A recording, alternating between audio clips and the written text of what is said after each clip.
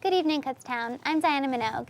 Coming up in the newscast, Phi Kappa Phi will be welcoming 70 new scholars into the fraternity. Also, we have an update on President Cevallos' departure from Kutztown. And I'm Jeff DePalma with an update on men's and women's basketball, a look into men's track and field and women's softball.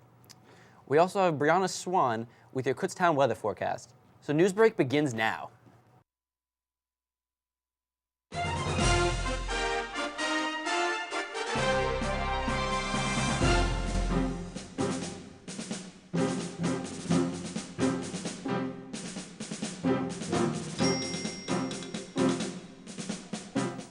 Worldwide Honor Society Phi Kappa Phi will welcome 70 new scholars from Kutztown University to its ranks this week.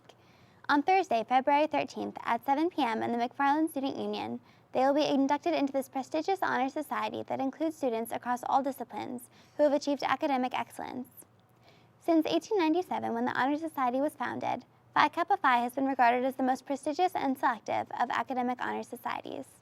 To be considered for membership, students must be a junior or a senior, have completed at least 72 credit hours, and meet the criteria for class rank, which is above the 7.5 percentile for juniors and the 10th percentile for seniors and graduate students. We congratulate all inductees for their outstanding achievement and wish them the best in the remainder of their high-achieving academic careers, both at Kutztown and beyond. At the end of this semester, Kutztown University President Javier Cevallos will be accepting a new position at Framingham State University in Massachusetts. Newsbreak's very own Haley Bianco recently met with President Cevallos to discuss his announcement about leaving Kutztown. For the past 11 and a half years, Dr. Cevallos has been the president of Kutztown University. Now that both his children are off at college, Cevallos has decided it's time to move on. Before coming to KU in 2002, Cevallos lived in Massachusetts for 18 years. He recently accepted the formal invitation to be the new president of Massachusetts Framingham University beginning in July 2014. My favorite thing, to tell you the truth, of what I do is commencement day. When I go to graduation and when you walk to the stage and I just shake your hand and give you your diploma and I see the smiles in the faces of people, and I see the smiles in the faces of the parents in the audience and the families, it's not only the parents, but the uncles, the aunts, the grandparents, the siblings. It is such a nice day. I mean, that makes it really, really special. Throughout his tenure at KU, Cevallos has made many changes to the university, including increasing enrollment, adding diversity to campus, and has administered multi-million-dollar renovations, such as building Golden Bear South and Dixon Hall, as well as academic facilities like the Academic Forum, Science Building, Sheridan, and Schaefer. The most important thing that I have learned from a professional point of view is that communication is the most important thing that you can do. And it doesn't matter that you communicate and you think that you communicate, it's never enough. Behind me is where President Cevallos has called home for 11 years. Now a nationwide search begins to find KU's next president. The full interview with President Cevallos can be found on our YouTube page. Stay tuned for updates on the presidential search throughout the semester. From the President's House, I'm Haley Bianco, reporting for Newsbreak. Despite the advances in gender equality that we have in our country, there are still imbalances in such things as job benefits and salary. For this reason, KU will offer a free presentation on salary negotiation techniques for women to be held on Thursday, March 13th in South Dining Hall. The event will be co-sponsored by the Career Development Center and the Women's Center, and it will feature presenter Annie Houle of the Women Aim to Get Even, or WAGE, project. Houle is the national director of this program and will be speaking on how women can develop their confidence and skills to excel in the business world. This event is open to all juniors, seniors, and graduate students. So if you're a girl who wants to learn how to succeed in business, consider attending this workshop. So Jeff, do we know yet who will be replacing President Cevallos next semester? As of now, it seems like no one knows, but you know what? We'll make sure to keep an eye out for any news and developments in this story. Absolutely, and we'll keep you updated once we find out. We'll be right back after these messages.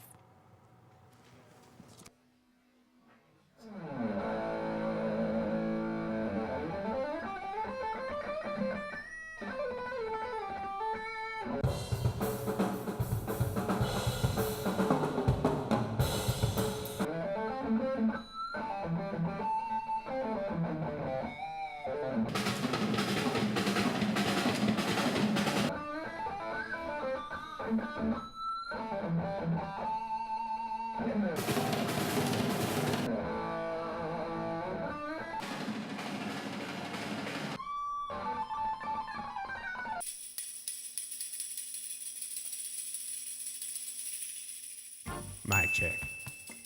Airing Wednesdays at 8 p.m. and Fridays at 1 p.m.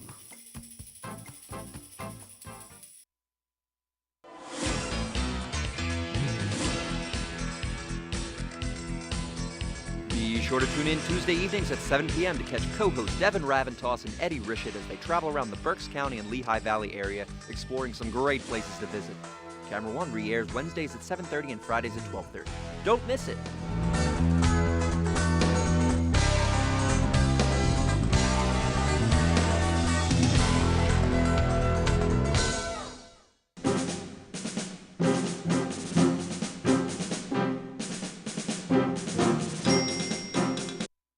On top of all the snow we've already gotten, I hear we're supposed to be getting even more snow this Thursday. Oh no, it just seems crazy to think we could have even more snow-related school cancellations. Let's send it over to Brianna Swan for our Kutztown weather forecast to see if she can confirm these rumors. Thank you. Now, for today we had a cloudy day with a high of 18. Later on tonight, it's still going to be cloudy with a temperature of 16.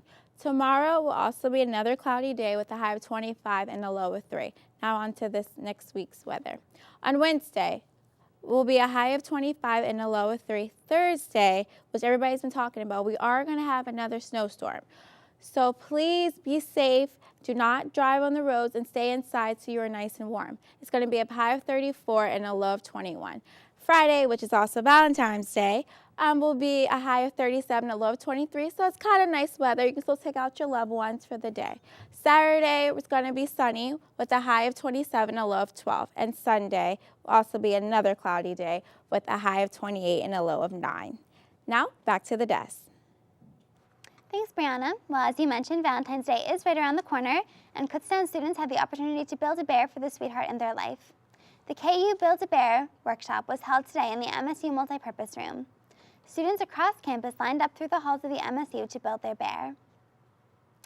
KU is proud to welcome home one of its alumni who has achieved national recognition for her work in city high schools. 1983 Kutztown grad Linda Clyott-Wayman left her job as assistant superintendent of Philadelphia's high school system to return to her own neighborhood and lead the merging of 3 local rival schools. She became instrumental in restructuring the schools and is in preventing the closure of Strawberry Mansion High School, of which she is now the principal. A veteran teacher, leader, and Philadelphia Magazine's 2014 Trailblazer of the Year, Clyott-Wayman is now nationally acclaimed for her work in the city's toughest schools and has been featured on both Nightline and News Tonight on ABC. She will be visiting her alma mater, Kutztown University, on Monday, February 17th, when she will give a lecture on her experiences at 6 p.m. in the auditorium of the Sub. The lecture is free and open to the public and promises to be both informative and inspiring. Last week, ACE held their annual Spring Involvement Fair for students looking for ways to get involved on campus. Newsbreak's Casey Montague interviewed students on what the fair means to them. On January 30th, ACE put on an involvement fair in MSU's multi-purpose room, and as always, there was a great turnout. It's awesome. You know, my first round of college, I went to like a private art school, and we had no student involvement. There were no clubs. So when I came here, this was just like amazing. It's like the value of it really can't be overstated. We do involvement fair every semester.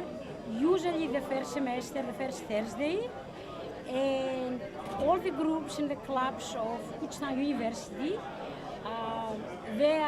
They sign up and they have a table, and it's a good way to recruit new members and good for all KU students to come and to see all the opportunities they have to join a club and to connect, to build a network and to increase their social network. Along with the chance for students to get involved with new clubs and get free stuff, many found the involvement fair to be an enjoyable and great opportunity to socialize with others. It's definitely a fun event. It's a good event to get anybody out and let the students realize all their options. There's a lot of activities you can be a part of at Kutztown to get the most out of this experience. So I'm definitely a big fan of the involvement fair. Whether you're here for a club or you're here for the free stuff, the involvement fair is a great place to find a club that's meant for you. Casey Montague, Newsbreak. Each year, Kutztown hosts a series of basketball games in support of those fighting against breast cancer. Known as the Play for K Games, they aim to raise both awareness and support of fighters and survivors of the disease. This year's Play for K Games will be held on Saturday, February 15th in the Keystone Arena. Come on out to cheer on the women at 1 p.m., the men at 3 p.m., and those with breast cancer at both. You know, Jeff, I think it's wonderful that at Kutztown we have these things that can sponsor awareness for breast cancer. I'm real glad Kutztown has an event like this. You know what? I'm proud to say Kutztown has an event like this even. Absolutely, and I think it's great that sports is a great way to do that too. Yeah, you're right.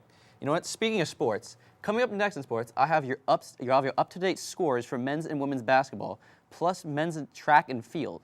We also welcome back the Lady Golden Bears softball team with an update on their first game of the season.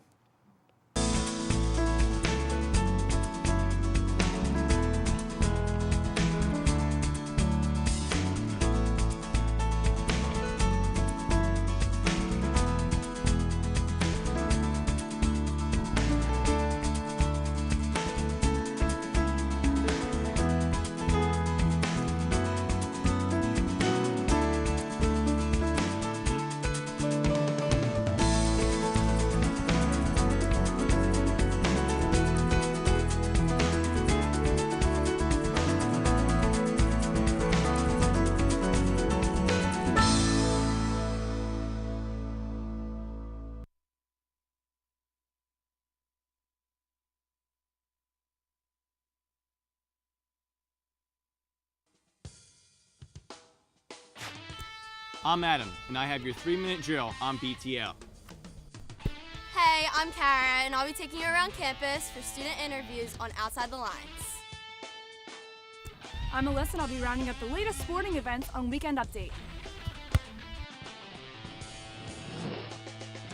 Hi, my name is Dylan, and I have your top play of the week on BTL. Hi, I'm Jared. And I'm Zoe. And we're your hosts for Halftime.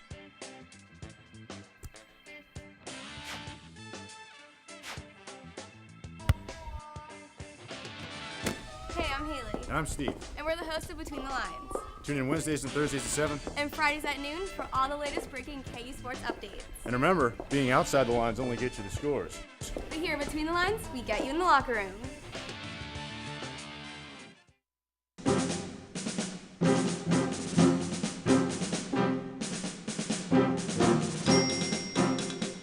Looks like it's time once again to take a look back on the weekend that was in Kutztown sports.